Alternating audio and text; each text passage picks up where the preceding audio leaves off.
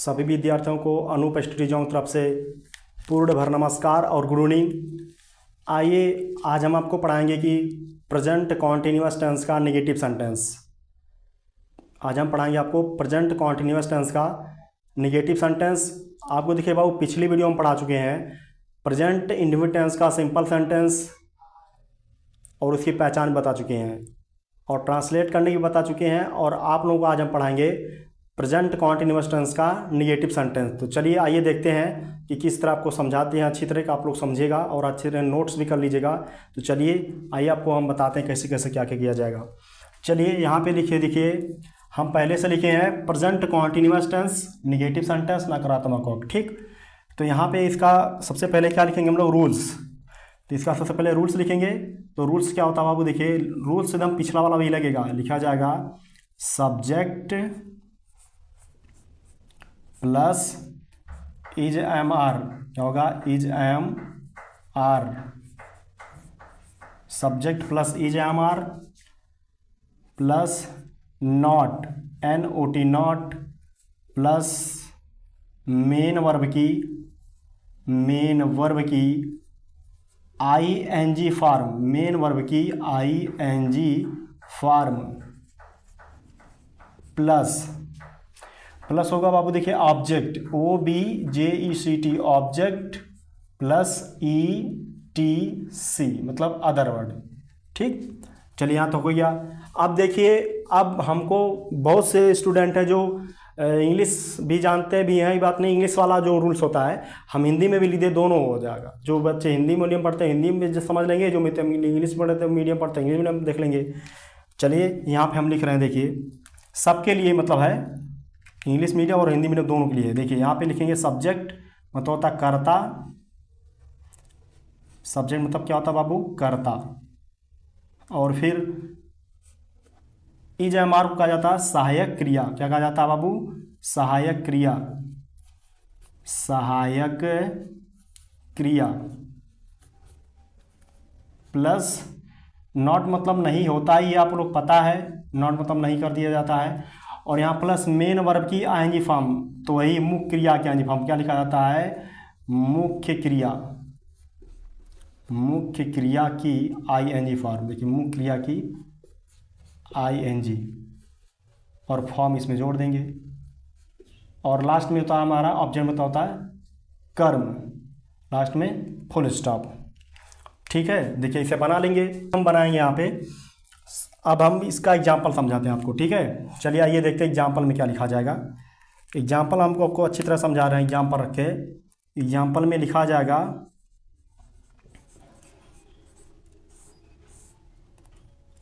पहला एग्जाम्पल देखिए, जैसे मान लीजिए हम किसी का नाम ले रहे हैं, जैसे मान यहाँ पे सिंगुलर का ले रहे हैं। जैसे मान लीजिए लिख दिया है कि यहाँ पे रीमा पत्र लिखती है, रीमा पत्र नहीं लिख रही है, नहीं लिख रही है। देखिए अब हो गया ना। हम आपको पिछली वीडियो में बता चुके हैं कि सब्जेक्ट ऑब्जेक्ट और मेन और पहचानने के लिए नियम, उसी के अनुसार पहचान करके इसको ट्रांसलेट किया जाएगा। आपको बेहतरीन तरीके से हम बता चुके हैं पिछली वीडियो में, हमारे वीडियो में मतलब चैनल में जाके अपलोड किया गया, जाके वहाँ पे देख सकते हैं। जो न्यू स्टूडेंट है उसके लिए भी है, जो पुराने स्टूडेंट है उसके लिए भी है। चलिए आइए देखते हैं कैसे हम समझाते हैं आपको। देखिए अब आपको बताया गया है कि उस रूल में कि सेंटेंस के लास्ट में क्या आता है, सेंटेंस में सबसे पहले क्या आता है, सब्जेक्ट आता है। सेंटेंस के लास्ट में मतलब वाक्य के लास्ट में क्या आता है, मेन वर्ब आता है। मेन वर्ब से पहले आपका ऑब्जेक्ट आता है। और ऑब्जेक्ट जब नेगेटिव भी होता है तो नेगेटिव तो उसे दिखाई दे ही रहा है, नेगेटिव को बताना ही नहीं है। तो अब क्या करेंगे, देखिए रीमा क्या हो गया हमारा, सब्जेक्ट हो गया। यहाँ पे क्या लिखेंगे बाबू, सब्जेक्ट लिखेंगे। और यहाँ पे देखिए लिख रही है, क्या हो गया, मेन वर्ब। मेन वर्ब मतलब होता है मुख्य क्रिया, जिसे लिखा जाता है मेन वर्ब, मेन वर्ब, ये आपका हो गया। और पत्र आपका क्या हो गया, ऑब्जेक्ट हो गया। लिखेंगे O B J E C T, O B J E C T, object हो गया। ठीक। तो अब इसका ट्रांसलेट करेंगे, नहीं का मतलब नॉट तो लगा दिया जाता है, और इसका ट्रांसलेट अब करेंगे। देखिए अब उसी तरह सेम इसी पे ट्रांसलेट करेंगे। सब्जेक्ट इसमें क्या है देखेंगे, सब्जेक्ट देखा जाएगा, सब्जेक्ट इसमें क्या है, रीमा है, तो ट्रांसलेट करेंगे तो लिखेंगे रीमा। सबसे पहले क्या लिखा जाएगा बाबू, रीमा, तो लिखेंगे REE में रीमा। फिर इसके बाद रीमा लिख दिए। अब साइक्रिया का लगी किस अनुसार, इस सब्जेक्ट सिंगुलर है तो एक वचन है तो किसी इसके साथ क्या लगेगा, इज लगा दिया जाएगा, मतलब इसमें साइक्रिया क्या लगेगी, इज लगेगी। तो यहाँ पे क्या लग जाएगा, इज। देखिए लिखा जाएगा रीमा इज। अब क्या कर रही है, लिख रही है, तो लिखना को होती है, उसके पहले क्या लगाएंगे, नॉट। देखिए नॉट यहाँ पर लगाया तो नॉट लगा देंगे, NOT, नॉट, नॉट मतलब नहीं। और फिर इसके बाद लिखना क्या होती है, राइट, लिखा जाएगा WRITE, तो ई को हटा दिया जाता है तो क्या हो जाता है, राइटिंग, WRITT या तो TING, राइटिंग कर दीजिएगा, राइटिंग। फिर क्या लिख रही है, पत्र, writing the letter, LETTE letter मतलब पत्र। देखिए इसे में लिख दिया गया। अब एक कंप्लीट हो गया। ठीक है, पहला समझा दिया, पहला क्षेत्र आपको समझ में आ गया होगा। हम दूसरा एग्जाम्पल देखते हैं। अब देखिए दूसरा एग्जाम्पल भी हम लिख देते हैं आपको, ठीक है। यहाँ पे लिख रहे हैं, देखिए अच्छी तरह से यहाँ लिख रहे हैं दूसरा वाला एग्जाम्पल, मैं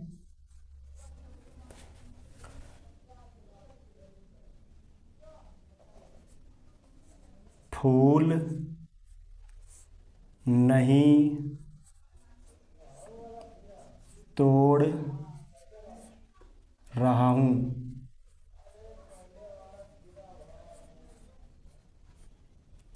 मैं फूल नहीं तोड़ रहा हूँ।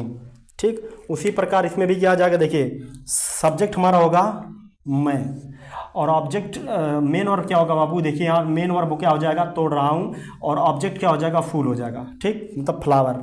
तो अब इसको ट्रांसलेट किया जाएगा, यहाँ पे हम ट्रांसलेट कर रहे हैं बगल में, देखिए ट्रांसलेट किया जाएगा, लिखा जाएगा आई, लिखा जाएगा क्या, आई, और आई के साथ किसका प्रयोग होता है, एम का प्रयोग होता है, ठीक ना। साइक्रिया एम यहाँ पे लगा दीजिएगा, और यहाँ पे क्या हो जाएगा, आई एम नॉट, लिखेंगे आई एम नॉट। कर क्या रहा है, तोड़ रहा है, क्या तोड़ रहा है, फूल तोड़ रहा है। तोड़ना क्या होती है, तोड़ना होती है प्लक, ठीक है, फूल तोड़ने के होते हैं प्लक, और शब्द में मतलब और चीज़ तोड़ने में क्या लग जाता था, ब्रेक।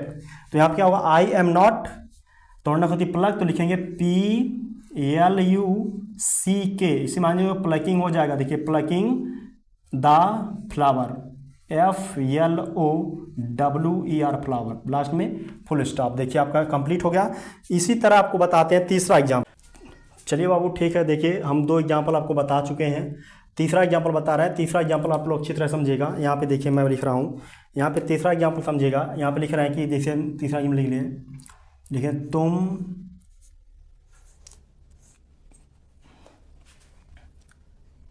तुम क्रिकेट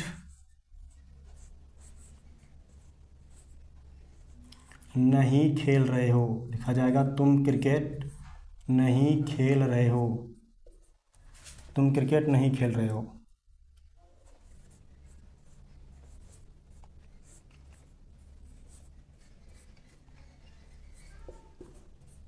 देखिए ठीक सेम उसी प्रकार यहाँ पर भी होगा।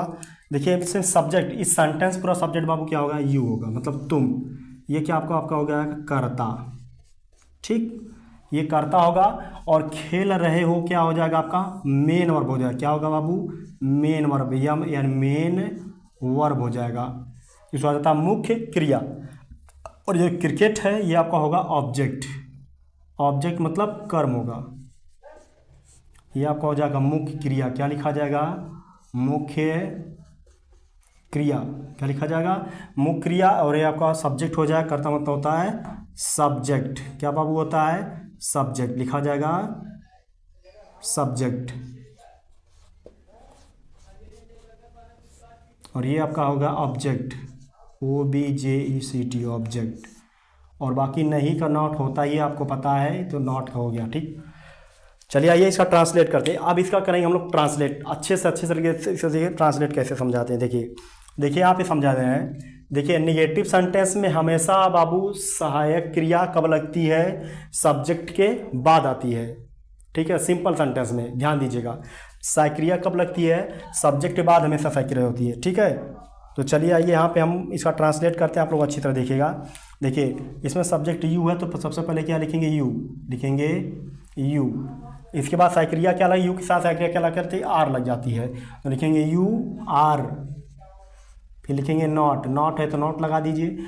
अब यहाँ नॉट तक है, मेन वर्ब लिखना आपको। मेन वर्ब इसमें क्या है, खेल रहे। मेन वर्ब क्या लिखे, देखिए आप अच्छी तरह देख लीजिएगा। मेन वर्ब खेल रहे हो तो लिखिए ना यहाँ पे, तो खेल रहे हो क्या मुख्य क्रिया हो जाएगा, तो लिखेंगे सबसे पहले प्ले। देखिए यहाँ प्ले लिखेंगे, अच्छी तरह देख लीजिएगा इसको, तो लिखेंगे PLAY, प्ले को मतलब खेलना, तो इसमें आएंगे प्लेइंग हो जाएगा।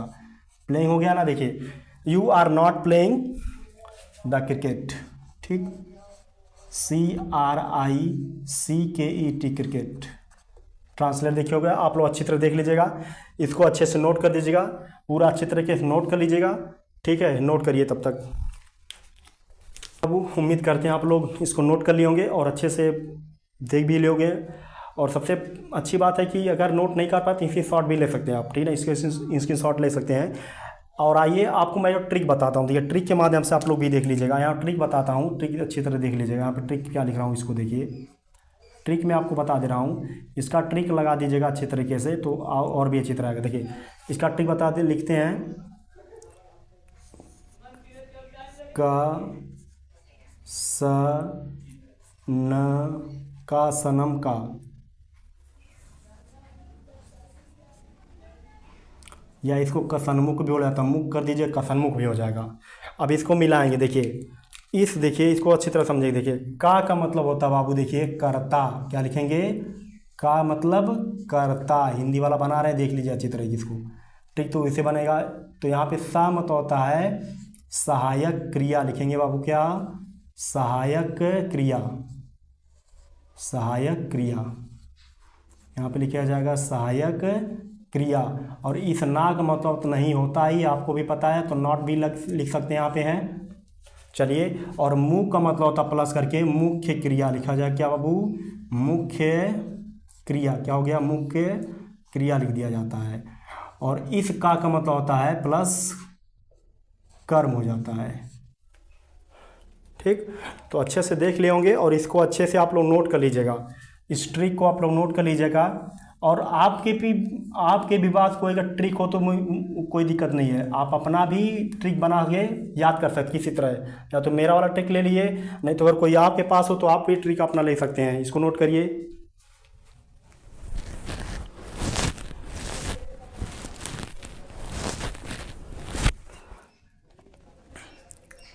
देखिए बाबू, इसको अपना आप जैसे मेरा वाला भी याद कर सकते हैं आप, अगर आपके पास कोई ट्रिक हो तो आप अपने ट्रिक से भी याद करके अपना ट्रांसलेट कर सकते हैं, ठीक है। तो चलिए आइए, मैं यहाँ तक आपको बता दिया हूँ इसका, देख प्रेजेंट कॉन्टिन्यूस टेंस का, नेगेटिव सेंटेंस का पूरा रूल्स बता दिया हूँ। आपके रूल्स बताने के बाद पूरा इसका एग्जाम्पल बता दिया हूँ। पहले ध्यान सुनिए, नेगेटिव सेंटेंस में हमेशा, सिंपल सेंटेंस का जो नेगेटिव सेंटेंस हम लोग बनाते हैं उसमें हमेशा सब्जेक्ट के बाद क्या लगता है, मतलब सब्जेक्ट के बाद क्या आता है, साइक्रिया आती है, और साइक्रियाओं के बाद नॉट लगता है। ध्यान दीजिए, नेगेटिव सेंटेंस में क्या है, देखिए नेगेटिव सेंटेंस आपको बताते हैं कि सब्जेक्ट के बाद साइक्रिया और साइक्रिया के बाद ही नॉट लगता है। ध्यान दीजिएगा, नेगेटिव सेंटेंस सिंपल का जो नेगेटिव बनाते हैं हम लोग हैं उसमें सहायक क्रिया के बाद नॉट लगता है, लेकिन यही इंट्रोगेटिव सेंटेंस में अगर आप चले जाएंगे तो इंट्रोगेटिव सेंटेंस में किसके बाद लगता है, सब्जेक्ट के बाद नॉट लगता है। ध्यान दीजिएगा, मैं आपको अच्छी तरह बता दे रहा हूँ, एक बार ध्यान सुन लीजिएगा। इंट्रोगेटिव सेंटेंस में हमेशा सब्जेक्ट के बाद नॉट लगता है, और यहाँ देखिए सब्जेक्ट बाद नॉट लगा है, सब्जेक्ट बाद क्या है, सहायक क्रिया है। लेकिन सिंपल का नेगेटिव जब बनाएंगे आप तो उसमें सहायक क्रिया के बाद नॉट लगता है, ठीक। इसको अच्छे तरह से देख करके समझ लीजिएगा। चलिए ठीक है, मैं आपको आपके सामने आज पढ़ा दिया हूँ अच्छे तरीके से, आप लोग इसको नोट कर लीजिएगा, पढ़ लीजिएगा और याद भी कर लीजिएगा। याद मतलब रट्टा मार के याद नहीं, रट्टू तोता नहीं बनना है। अगर कॉन्सेप्ट क्लियर करना तो ज़बरदस्त तरीके कॉन्सेप्ट क्लियर करिए। अगर कोई डाउट हो तो हमसे पूछेगा, चाहे ऑनलाइन चाहे ऑफलाइन किसी तरह पूछ लीजिएगा। चलिए ठीक है, इस वीडियो को देखने के लिए आप लोगों को प्रेमपूर्वक बहुत बहुत धन्यवाद। मिलते हैं नेक्स्ट वीडियो में। जय हिंद।